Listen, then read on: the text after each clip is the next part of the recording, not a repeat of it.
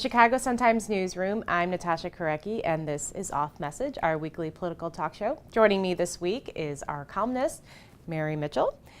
Also from WBEZ, we've got political reporter Tony Arnold, and joining us from Springfield is Dave McKinney, our Springfield bureau chief. So Rahm Emanuel dropped some explosive news announcing that he is going to open up, named after President Obama, select enrollment high school. 2,400 kids every year get turned away who are prepared for our high schools.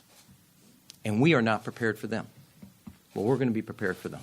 This happens after he closed schools, many of them on the south side, and this one is going to be in an area that's going to serve more Northsiders. It's just a mile away from Walter Payton. What is going on here? We have to look at the fact that when he had his press conference, he was there with Congressman Danny Davis. He was there with Alderman Walter Burnett. He had a parent African American who was there clearly supporting the idea that they wanted a selective enrollment school. And the other thing is that the area we're talking about now is no longer the, quote, Cabrini Green area. The area basically is one of these areas that has been revitalized so that mixed income families can come and middle class families can want to live in that area. So I think good decision, terrible timing. And the timing says to me that Mayor Emanuel is a bomb thrower. You know, he does not mind blowing something up and letting the chips fall where they may. And what does this say about some of Rahm's strategy here, having some African Americans with him today? Is he trying to make sure that tempers don't flare too much? I'm sure that's part of it. I think, you know, this is a school that they're saying will be open to the neighborhood.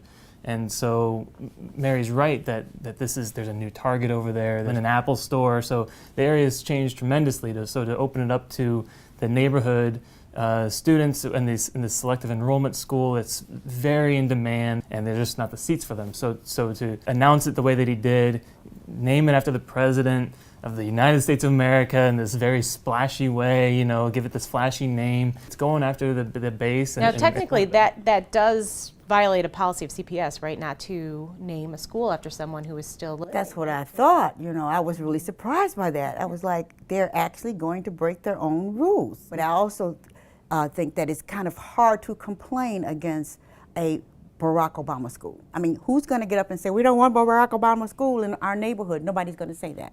And there are already schools in other states, including Wisconsin, that are named after. Yeah. He's our guy, right? He's our guy. I guess I'm surprised a little bit by the neighborhood that the school's in. I thought maybe there would be something on the south side where he got his political start named after him, but that's not there. And maybe in the future there will be. Nobody puts anything south of 35th Street these days. So you know, the thing about this though that sort of struck me was that the timing of it coming right on the heels of this House hearing last week for the Obama Presidential Library. I thought that what Rahm was trying to do was just to say to the movers and shakers involved in that library is that, look, you know, Chicago welcomes the president with open arms. This is his town. We are naming schools after him.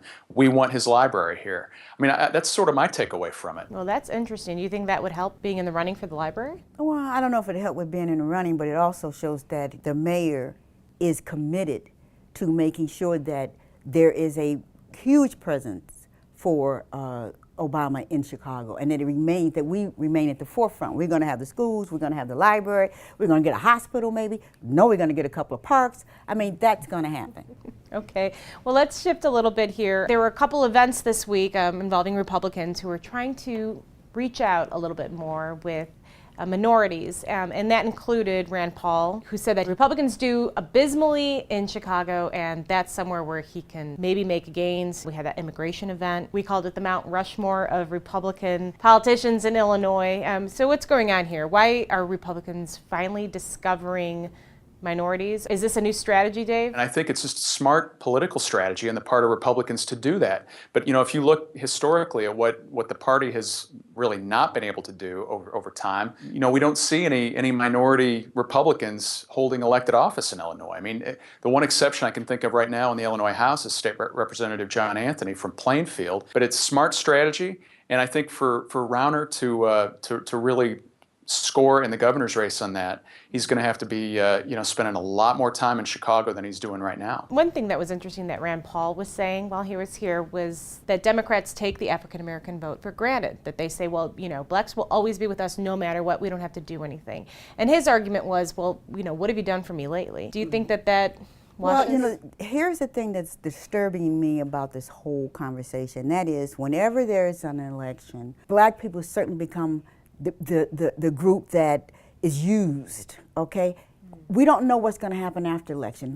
People say anything before an election. People promise money. They promise to build things. They promise to develop the community. But you know what? When I look at, and I live in the African American community, when I look at my community, I say, nothing's happened. Nothing's changed. There's still no development. There's still no stores. There's still no good restaurants. The streets are still ragged.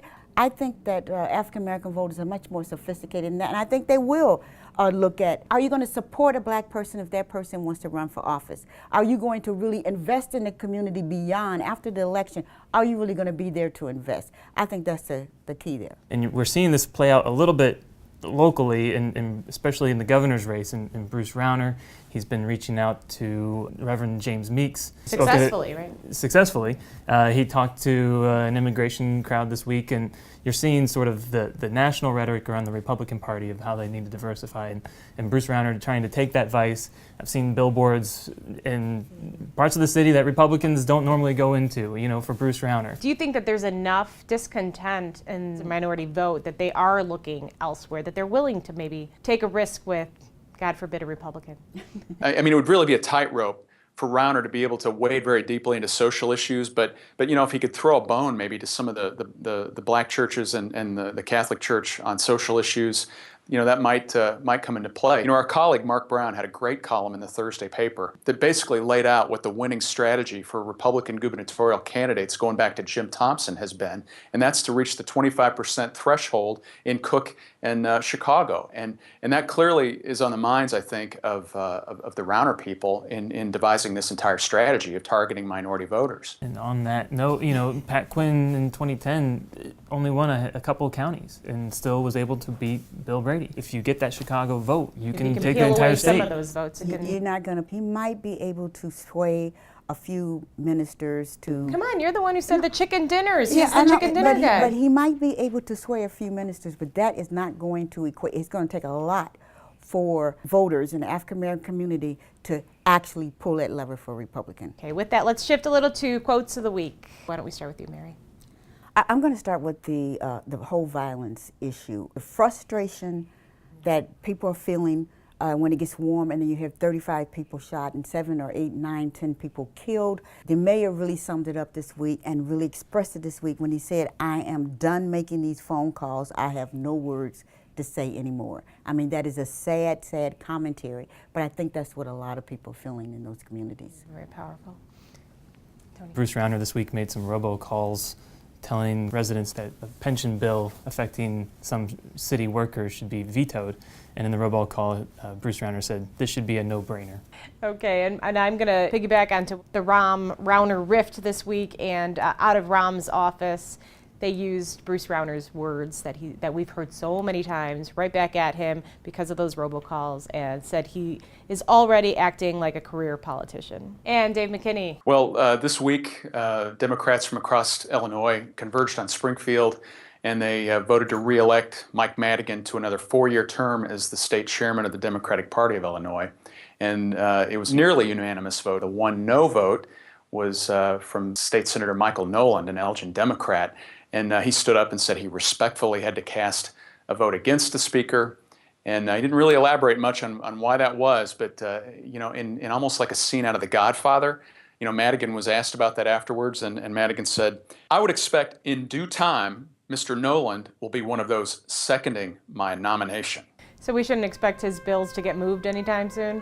I think that would be called a brick. I think there's going to be a big, fat brick on Mike Noland's bills in the Illinois House. With that, thank you very much to my panel, and thank you for joining us. We will see you next week.